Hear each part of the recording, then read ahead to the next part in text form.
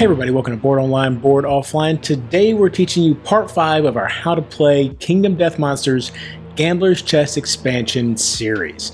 This will cover the patterns aspect of Kingdom Death Monster.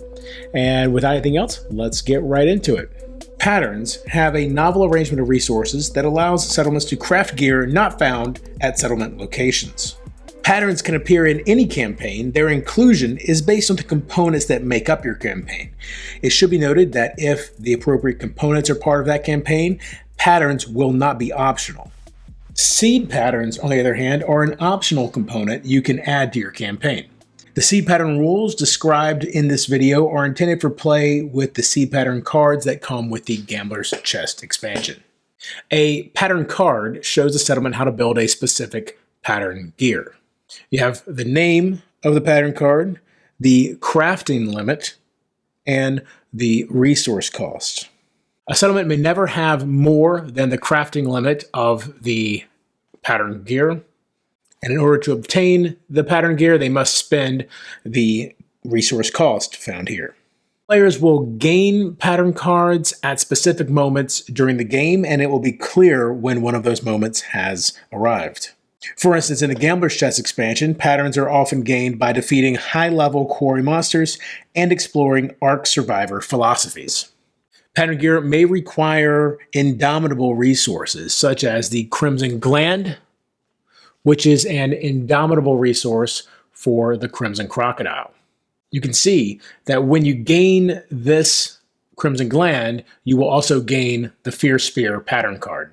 When you gain a pattern, you take the corresponding pattern card from the pattern cards in your collection, and you move it into the settlement's pattern cards. You should also list it on the bottom of the third page of the Ark Survivor sheet here under Patterns. During the develop step of a settlement phase, you can craft any pattern gear just as you would regular gear at a settlement location. Just make sure you have all the necessary resources, so in this case 1 Crimson Gland, 2 Bone, and 1 Hide. You then spend and archive those resources as normal, and you gain the corresponding pattern gear. To add a seed pattern to your campaign, you'll need to add the first survivor to reach 3+ understanding settlement milestone to the settlement record sheet. As you can see in the Gambler's Chest expansion's People of the Dreamkeeper campaign, we already have that milestone right here, first survivor to reach 3+ understanding. You can see that it triggers the Designs and Dandelions story event. This is found on page 117 of the Gambler's Chest expansion rulebook. The seed pattern card has its name right here. Underneath the name are keywords. The number, in this case 025, is found here directly underneath the crafting limit. The diagram is found here in the main area of the card. The era is found here in the top right corner. The cost in resources to craft this card is found here at the top of this lower section, and then underneath that are the crafting steps. The keywords will determine which seed patterns belong in your campaign. The number provides a way to easily organize all of your seed patterns, and it should be noted that while not included with the Gambler's Chest expansion, there are negative seed numbers which came in promo packs previously released. These negative numbered seed patterns are really wild ideas that may or may not have a place in a more serious campaign, and players who want to use those should make sure their entire group agrees to the use of these negative seed patterns. The crafting limit, it functions just like it did for the seed patterns. So in this case, a single Heartseeker can be owned by the settlement at a time. The diagram is really primarily for illustrative purposes only. The era, in this case you can see it's era 4, that is a Roman numeral 4. This can be either Roman numeral 1, 2, 3, or 4, and that will correspond with monster nodes 1, 2, 3, or 4.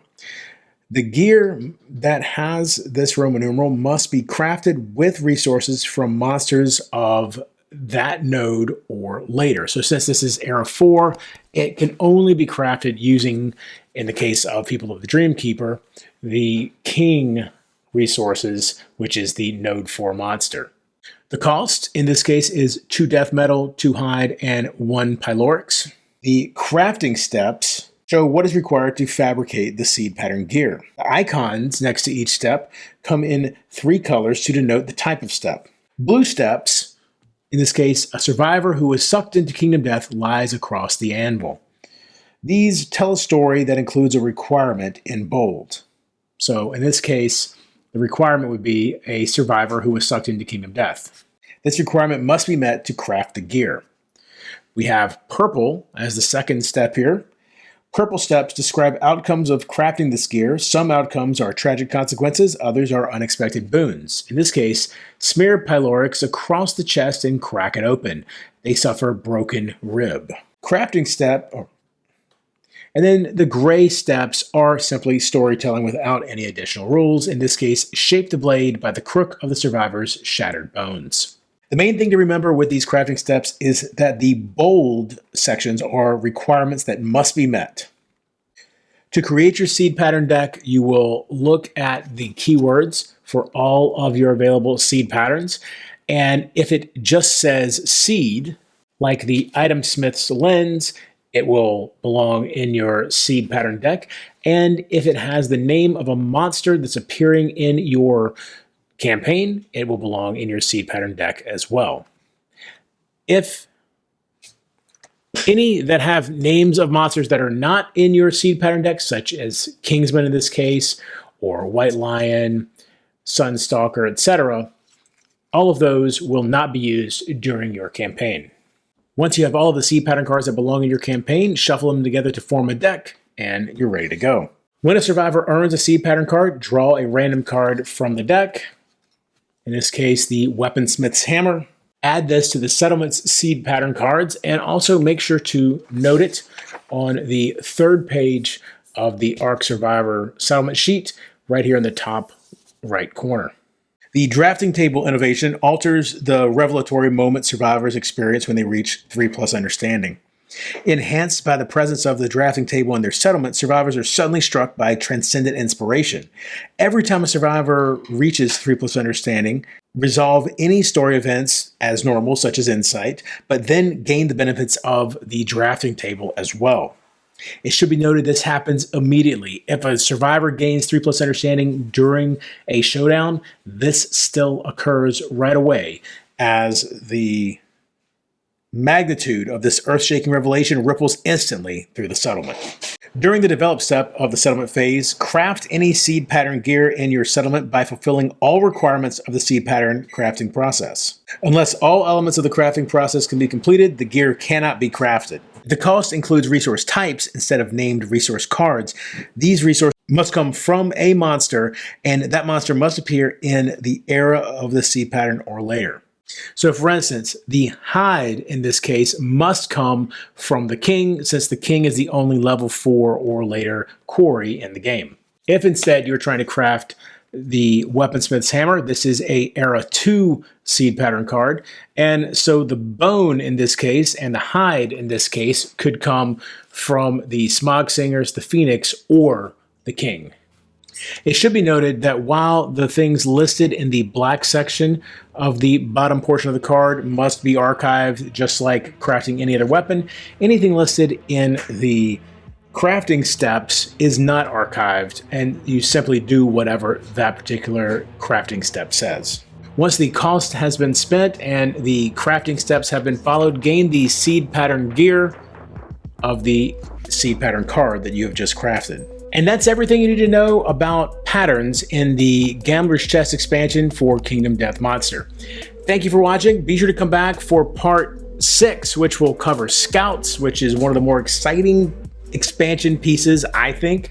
It's really a lot of fun having these Scouts included in the campaign, and it can really, it feels like it simultaneously makes the hunts more survivable, but also much more dangerous. So be sure to come back and check that out. And until next time, if you're bored online, bored offline.